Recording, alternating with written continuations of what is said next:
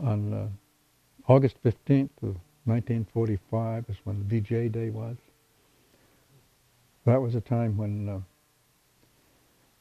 of course, we were all relieved to know that the war was over, but there was also this is a time for celebration. Middlefield was sort of small and not having a celebration, but Pittsfield certainly was. And so we boys, that Pete and John and I guess my recollection, they had most of the Peases and the Olses, and I can't remember who else, but we all climbed. My older brother Pete, he was old enough then to have a driver's license, and managed to get folks' permission to drive out to Pittsfield, and we had the first experience of celebrations that can be had after such a terrible few years in the war. And like I said, I'd never seen people get drunk like that either. So that we were getting lessons in different ways. John, I understand you're quite devoted to the cattle show all of your life. I have, and if I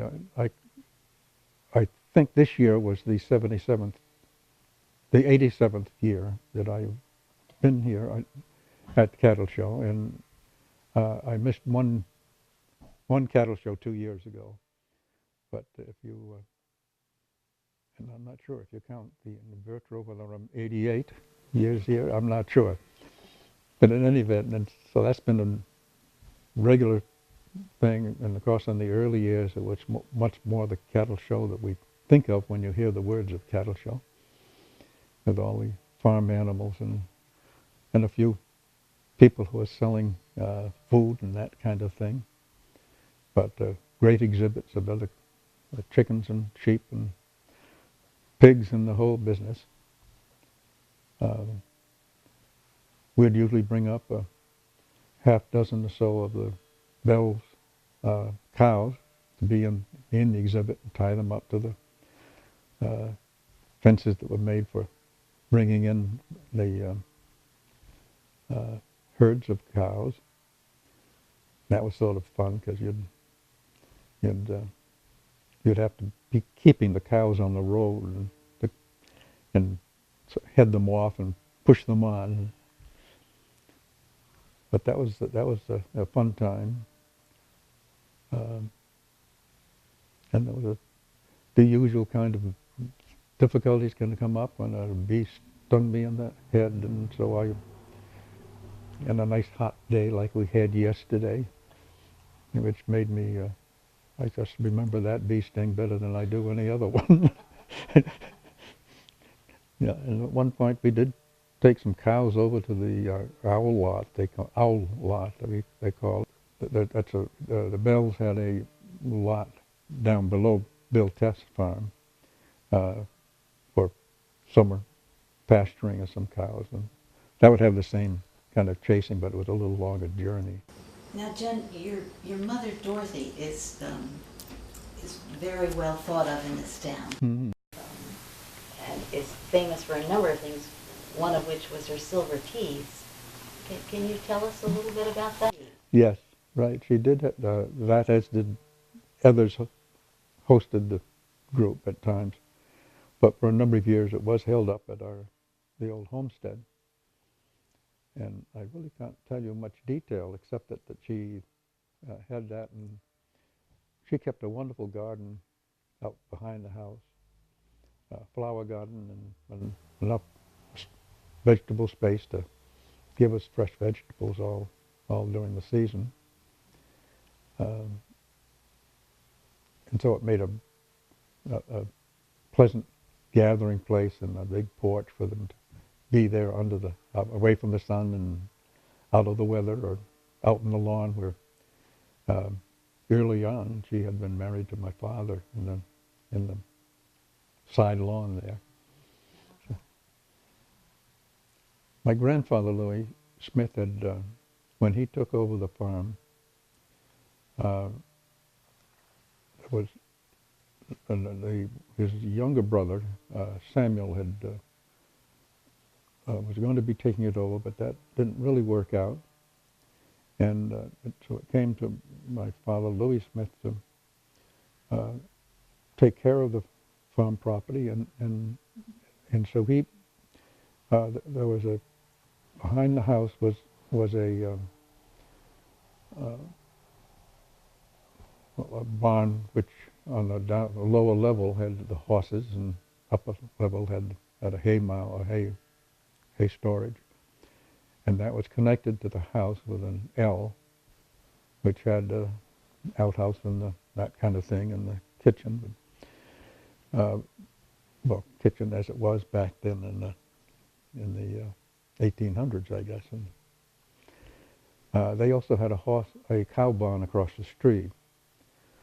But at the time my grandfather took it over, a number of those buildings were faltering, and so the cow barn came down. The horse barn and I guess the carriages were kept down on the lower level as well. Came down, as did the L. And then one of the bedrooms in the house itself was made into the kitchen. And that was when the big porch was put on that came down on the east side of the building, and then along the south side as well, a little narrower there, but it made for a fine place to be meeting or having the silver tea and other things. It's the kind of memories you think of things that when I remember one time when we came up with one of those middle years in the 40s, and I don't remember whether it was myself or my brother Pete came across the threshold. We normally came in from the porch, which was on the side away from the road, but you opened it up and there was a smell in the house that was just unique. And it was either he or I, and it's all been told, and I don't know which, but said, "There, now I am home." And so it is that location and that place is part of what we think of as home. Could you tell us a little about the family's interest in history and perhaps how these books were put together? The original Middlefield history was put together by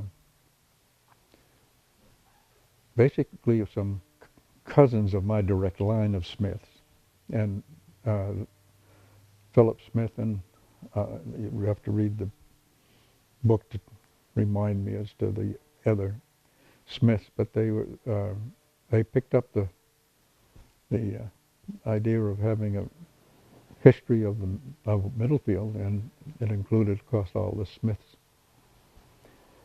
My brother Pete rewrote, took that and tried to bring it up to date, and I guess I was thinking of another one, and there's another one of the family of Matthew Smith, but there's been a number of the Smiths who have made a point of documenting the genealogy, but trying to enlarge on that with detail on each of the participants, family members coming forward in time.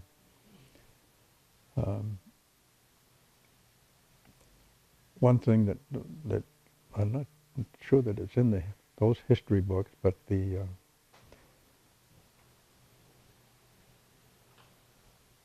when Abraham Lincoln was assassinated, and that would have been in the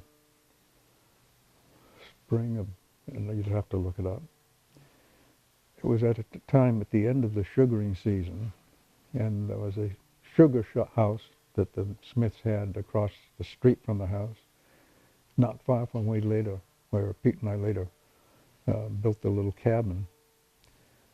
But my great-grandfather Matthew Smith, I guess, was up in the sugar shed I'm not sure if he was boiling the sap then or cleaning up for the season, because it was late in the season. But he heard the church bells ring, and that made him, that didn't happen unless there was something very important that has occurred. And so he came over to the town center here, and there he was found out that Abe Lincoln had been assassinated, and that was before telephone, before the times when communication is like what we now have. They realized the need to make sure that the children were taught well, so that when they grew up they could do as well as their forebears. And it was for that reason that they did their taught their own children, and they had homeschooling basically, but also had I think there were at least 2 locations of a small a schoolhouse. The latter one, which was right up just up towards up the street from where now the homestead is.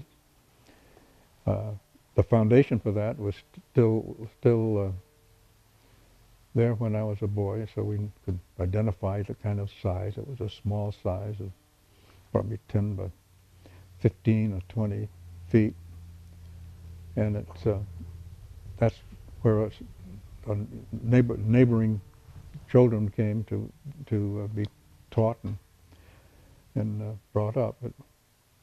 But also, when interestingly, in a biography of John Metcalf Smith, would be my great-grandfather, in his recollections of childhood, he wrote a little biography of sorts. And somehow you think of the old folks they don't have any humor anymore, but he told of what it was like when he was a boy, and that they were in this schoolhouse, and the children would be all sitting on a long bench, probably 2 rows of it, I don't know, and probably a long table in front of them while the teacher was giving them lessons. And at one point, that the boy on the left-hand end of the table there was getting rather drowsy about listening to what was being taught. And so the one on the right end of the bench just sort of shifted over a little bit, and that made the next one shift over a little bit, and it kept moving until finally the one on the end, not realizing what he was being pulled into, tipped off the end of the bench. Well, that was the kind of humor they seemed to have had in that time. Not as mischievous as perhaps we see nowadays. But the education was a strong thing with them. That surprisingly, and almost all of them went not only got an education enough to go to college, but then went through college. Matthew Smith himself did not get through college because he was a farmer and moved up to Middlefield and was a farmer here. But